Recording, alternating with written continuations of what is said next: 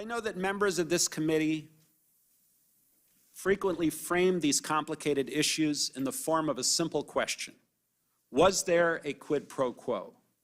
As I testified previously, with regard to the requested White House call and the White House meeting, the answer is yes. Of course, that was Ambassador Sunderland, and I'm Mark Steiner here with The Real News. Good to have you with us. You know, there's more impeachment proceeding than any of us can really watch or follow. However, it is on, and we will follow and cover it. And we'll talk about what happened yesterday with Lieutenant Colonel Alexander Vindman and Jennifer Williams testifying. But we'll start by looking at what Ambassador Sunderland had to say today and this morning, and then probe what the impeachment process really means politically, given what the polls tell us about the relative intransience of the American voting public. Let me welcome back national correspondent for The Nation, Jeet Heer. Jeet, good to have you back with us. Good to be here. So let's start. I mean, we could start with, we should start here with Sunderland, as I said. So let's look at let's watch some of these clips of what Sunderland did have to say, and kind of probe a little bit about what just happened this morning and how significant, if at all, it is. In July and August of 2019, we learned that the White House had also suspended security aid to Ukraine. I was adamantly opposed to any suspension of aid. I tried diligently to ask why the aid was suspended, but I never received a clear answer. Still haven't to this day.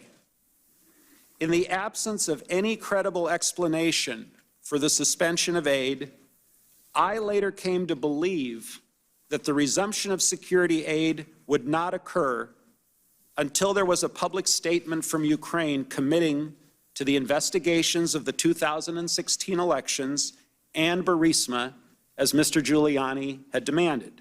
So even though he never said this was a quid pro quo, and that seems to be a lot of things are hinging on, Yeah. he did kind of say that he opposed this, and he's kind of backpedaling. We've seen already that Trump has tweeted or said today attacking him as well already. Yes. I don't know how long he'll have his job. Because I mean, I think the thing to bear in mind is this is a real Trump supporter. He gave $1 million Right. To Trump, and he got, as is common in America, an ambassadorship, an important ambassadorship, and he is basically saying that he was involved in all this, he's in the thick of it, and his understanding is that there was a quid pro quo. Now you can say, well, he also says that those words weren't used, but I mean that's like saying, well, The Godfather just said, "I'll make you an offer you can't refuse," and so there's no coercion. It was like, just make it an offer. Well, this is almost like I was thinking that if Trump actually knew any civil rights or gospel songs, which he probably doesn't, yeah, he'd be singing, "Which side are you on, boy?" Trying to figure out what is going on here, right? It's very clear now that he's on Sondland's side, that Sondland wants to try to get out of this. He realizes he's in a mess, and what he's trying to do is give as much information, but also try to not implicate himself. And that's why he's saying, he wasn't told this, or that, I mean, there's some of the stuff that Sondland's saying that is actually not very credible. He's saying that he wasn't aware until late that it was involved Biden. But that was all if you follow the news at all, everybody knew it involved Biden. So do you think some of the mainstream press has kind of put this as a John Dean moment when he turned on Richard Nixon, that he was a linchpin to get the impeachment process moving with Nixon? Some people are saying this is that. I'm not quite sure it is. Yeah, well, it is that in the sense that this is somebody who's was on the president's side, who's giving a huge, basically credible testimony about the corruption. The difference with John Dean is that it was a very different country. And with Dean, the game was up because Republicans in Congress and the Senate were willing to listen and convert. I actually think that there's every evidence so far that this won't happen, that he will not be the linchpin because the Republicans will stick with Trump. So let's take a look at this other piece with Sunderland and talking about the relationship with Giuliani. Secretary Perry, Ambassador Volker, and I worked with Mr. Rudy Giuliani on Ukraine matters at the express direction of the President of the United States. We did not want to work with Mr. Giuliani. Simply put, we were playing the hand we were dealt.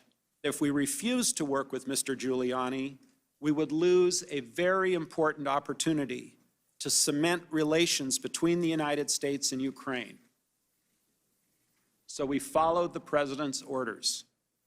We followed the president's orders, he says, Jeet. So Yes. Your thoughts on that, but also, when you look at Sondland's testimony, I think, as you said, he's kind of running scared and wants to back away and not be caught up in any of this himself. But for Democrats, Republicans, is he a hostile witness? Is he a friendly witness? Just what role is he playing here? Well, I mean, I think that the interesting thing is, I think the Republicans thought until this morning that he was going to be a friendly witness for them. Right. And if you look at Devin Nunes's opening remarks, he was saying that, well, warning that this guy's going to be smeared because he's going to be defending the president, and is not how it turned out. And so this is like it's very dramatic for that reason. I actually think that Sondland, and probably under the advice of his lawyers, has decided that he has to start giving people up. And Giuliani is the most convenient person for people to give up for many reasons. And there's a real indication that not just Sondland, but also Republicans themselves. If you look at the questioning of the Republicans, they want to try to make this all about rogue element, which was Giuliani that was pushing this, as if Giuliani was not following Trump's orders. So I'm going to switch to the essay for a moment as we kind of wrap this up and kind of bring it to where we are today. This is some of the testimony from Lieutenant Colonel Vindman. Let's take a look at this. Fully anticipated the Ukrainians would raise the issue of a meeting between the presidents. Ambassador Bolton cut the meeting short when Ambassador Sondland started to speak about the requirement that Ukraine deliver specific investigations in order to secure the meeting with President Trump. I stated to Ambassador Sondland that this was inappropriate and had nothing to do with national security. Your former boss, Mr. Morrison, is going to be sitting right where you're sitting, and he's going to testify. And I want to give you a chance. I think we're bringing you a copy. I want to give you a chance to respond to some of the things Mr. Morrison said in his deposition. Mr. Morrison said this: I had concerns about Lieutenant Colonel Vindman's judgment, and others had raised concerns about Alex's judgment. When Mr. Morris was asked by Mr. Castor, did anyone ever bring concerns to you that they believe Colonel Vindman may have leaked something? Mr. Morrison replied, yes. So your boss had concerns about your judgment. Your former boss, Dr. Hill, had concerns about your judgment. Your colleagues had concerns about your judgment. And your colleagues felt that there were times when you leaked information. Any idea why they have those impressions, Colonel Vindman? Mr. Jordan, I would say that I can't say why Mr. Morrison questioned my judgment. We had only recently started working together. He wasn't there very long, and we were just trying to figure out our relationship. Maybe it was a different cultures, military culture versus. And Colonel, you never leaked information? I never did, never would. That is preposterous that I would do that. So we got pretty kind of vociferous with Vindman yesterday, and with Jennifer Williams as well. So, I mean, when you look at that testimony and what happened today, and then again, when you look at what Vindman also said yesterday, when he said, in retrospect, I should have seen that connection you meant between Burisma and Biden differently, and had I done so, I would have raised my own objection. So let's talk a bit about the importance, just in terms of looking at this impeachment process, how yesterday fits into today, and what that's saying to the American people. Sure. Well, I mean, as I mentioned, Sondland is the sort of, voice of a Trump appointee, and Vindman is really the sort of voice of the sort of non-professional, the nonpartisan government national security bureaucracy. Now, I think there's reasons to question that bureaucracy in the sense that they have their own agenda. They clearly, wanted this alliance with Ukraine, and we can question that. But the attacks that were being launched on Vindman were like very scurrilous, and they were sort of like questioning his patriotism and suggesting he has a dual loyalty to Ukraine. That's like very. I don't think the Republicans are playing a very good hand there, because I think one could question the advice the military gives, and the president has a right to reject the advice that the national security bureaucracy gives. But like to question their patriotism without evidence, that seems like very scurrilous. So let's take a look at a couple of things here politically before we close, and how we think progressives and others have to respond to what's going on.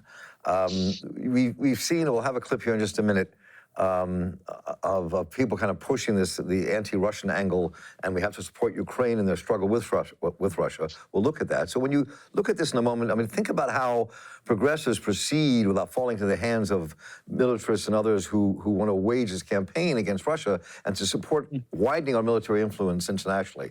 And that's a real question many people have. I mean, this is a very tricky line to walk right here at the moment. Let's take a look at this.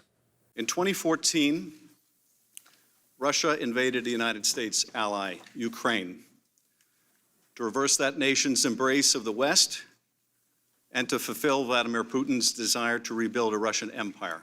For the past 5 years, we have focused our united efforts across the Atlantic to support Ukraine in its fight for the cause of freedom and the rebirth of a country free from Russian dominion and the warped legacy of Soviet institutions and post-Soviet behavior.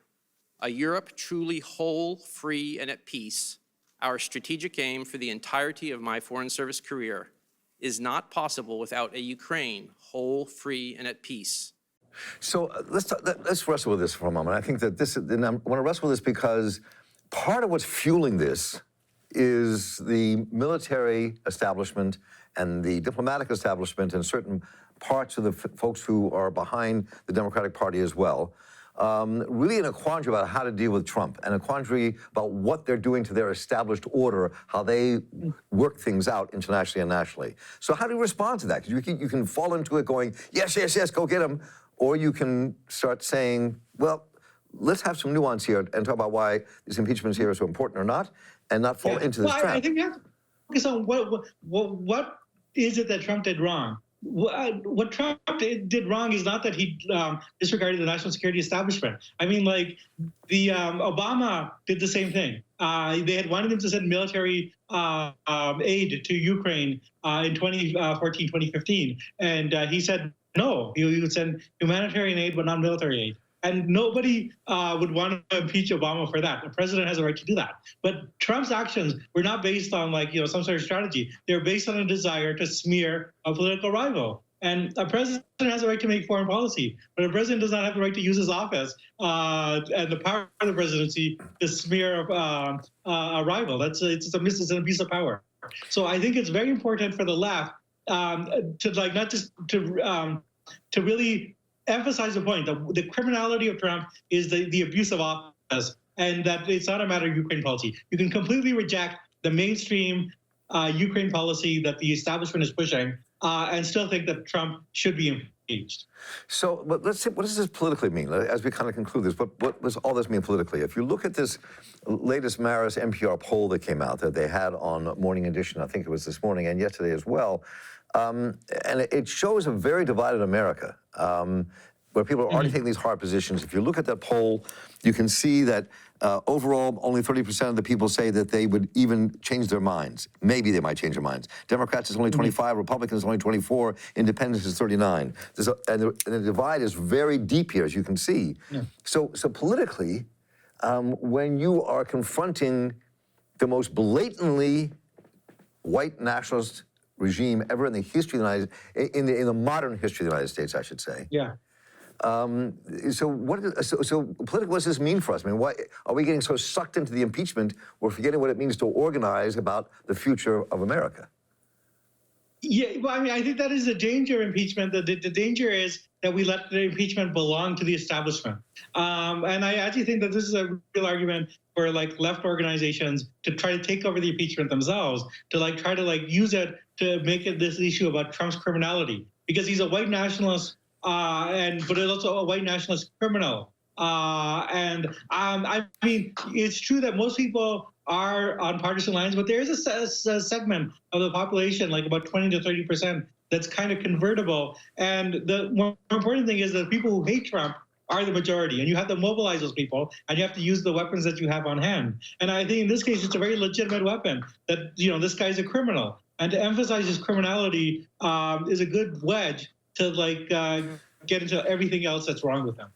And I don't disagree with the fact that I think he acts in very criminal ways, and he always has before he was president of the United States. But I mean, but when you look at this and you look at the Democrats and what we talked about earlier, defending Ukraine, And nobody's really talking about defending a Ukraine at that moment that was being run by fascists, literal fascists, people who sympathize with the Nazis. We're okay with killing all the... Again, I think this is a matter. I mean, the problem is, of course, that it's a Democratic establishment policy who have chosen the grounds for impeachment, and they chose the grounds that are like the most favorable to, like, you know, wanting to maintain the status quo. But the fact that the president is a criminal is not like a minor matter, and it raises all sorts of issues about the legitimacy of the regime. And I think that, like, for the left, there's a real opportunity here to use this to educate the population and to organize and educate at the same time.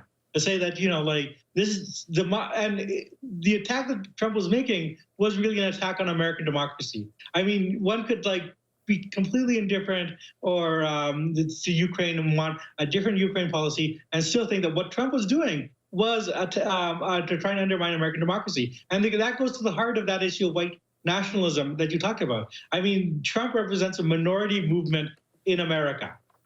You know, like, he got less votes than his rival, and the Republicans get less votes in the Senate, they get less votes in the House, but because of the American system, they're overrepresented. So to talk about how these people can only stay in power by committing crimes is a way of highlighting that this is an illegitimate minority movement that is trying to thwart American democracy.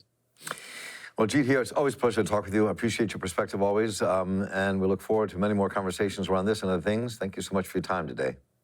Thank you. It's great to be here. Always good to have you. And I'm Mark Steiner here for the Real News Network. Thank you all for joining us. Please let us know what you think. Take care.